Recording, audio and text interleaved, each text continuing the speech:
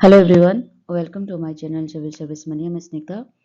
आज हम पढ़ेंगे इंडियन आर्किटेक्चर के लेक्चर नंबर 20 और जिसमें हम डिस्कस करेंगे साउथ इंडियन के टेम्पल आर्किटेक्चर के बारे में। ठीक है, तो चलिए शुरू करते हैं। तो साउथ इंडिया में पर्टिकुलरली टेम्पल आर्किटेक्चर की स्टार्ट हुई थी पल्लव रूलर महेंद्र वर्मन के दौरान। तो ये जो रूलर थे उनके टाइम से ही स्टार्ट हुआ साउथ इंडियन में टेम्पल आर्किटेक्चर हुआ।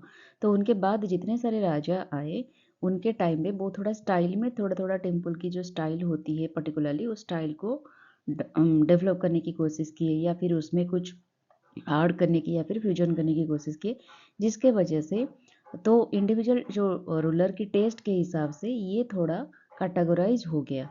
तो ये इसको साउथ इंडिया की टेम्पल आर्किटेक्चर को पर्टिकुलरली 4 स्टेजेस में क्लासिफाई किया जाता है क्रोनोलॉजिकली। मतलब फर्स्ट आए महेंद्र वर्मन, उसके बाद जो भी रूलर आए, उसके बाद जो भी रूलर आए, तो उनके नाम के हिसाब से उस स्टेजेस को कैटेगराइज किया गया कि इस रूलर के स्टेजेस के टेम्पल्स हैं। ठीक है, तो एक बार एक देखते हैं क्या क्या चीज़ें हैं।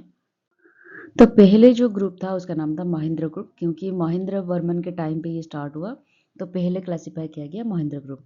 तो ये फर्स्ट स्टेज है और ये first stage of Pallava temple architecture developed under Mahendra Varman one. और ये एक रॉक कट टेम्पल है। उसके पहले ना टेम्पल आर्किटेक्चर की कोई डिजाइन उनके दिमाग में नहीं थी, कोई भी चीज़ नहीं था कि किस तरह से टेम्पल बनता है। तो इसी वजह से वो रॉक कट टेम्पल्स बनाते थे। रॉक को काट के जिस तरह से फिगर में दिया गया है उस तरह से उसके अंदर मूर्ति वगैरह रखते थे।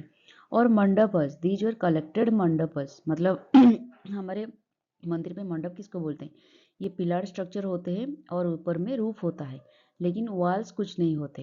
तो इसको ये जो मंडपस इसको कहा जाता है, जो कि नागरा स्टाइल टेम्पल के मंडप से डिफरेंट है, क्योंकि वहाँ पे जो मंडप होता था वो असेंबली हॉल के हिसाब से यूज़ किया जाता था। लेकिन यहाँ पे जो मंडप है ये एंट्री पॉइंट के हिसाब से इसको माना जाता है, क्योंकि यहाँ पे कुछ वॉल्स वगैरह नहीं होते और डायरेक्ट आप एंट्री कर सकते हैं आइडल के पास। ठीक है, सेकेंड आपका आ गया Narasimha group.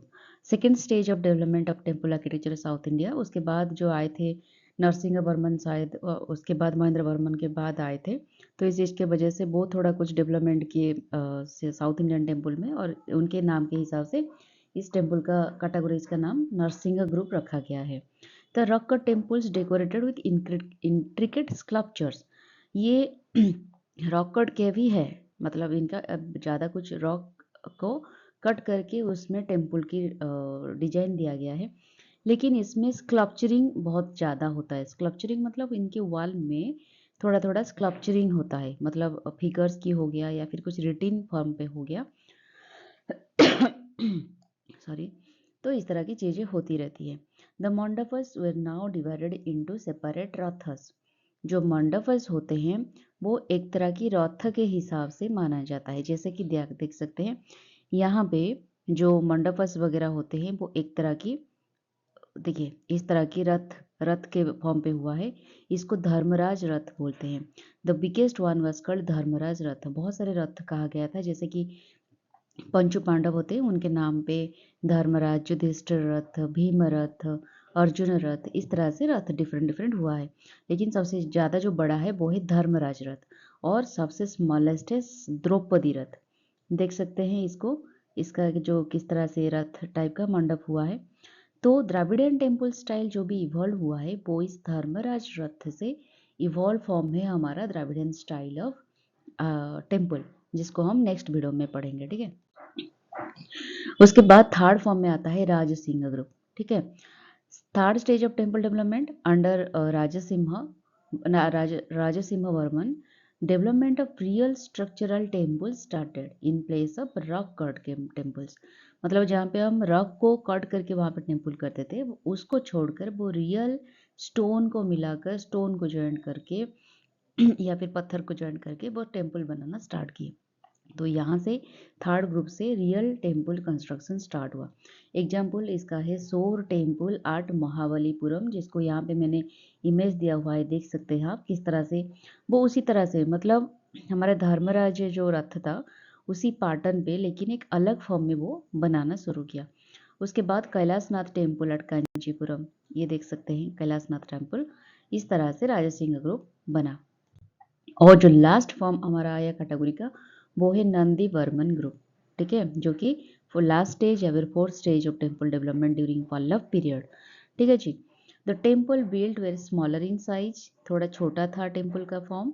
Features were almost similar to the Dravidian style of temple architecture, क्योंकि धर्मराज टेम्पल जो था, हमारा धर्मराज रथ था, वो second stage of temple development का उसी से इवॉल्व हुआ है। तो मान के चल सकते हैं कि ये जो नंदी वर्मन ग्रुप है वो exactly similar to Dravidian style of temple architecture. After the decline of Pallava dynasty, temple architecture acquired a new style under Chola kingdom. Sorry, Pallava dynasty खत्म होने के बाद चोलो किंगडम उसके बाद जो आए वो एक different type of temple construction को फॉलो किया, जिसको Dravidian style of temple architecture बोलते हैं, ठीक है।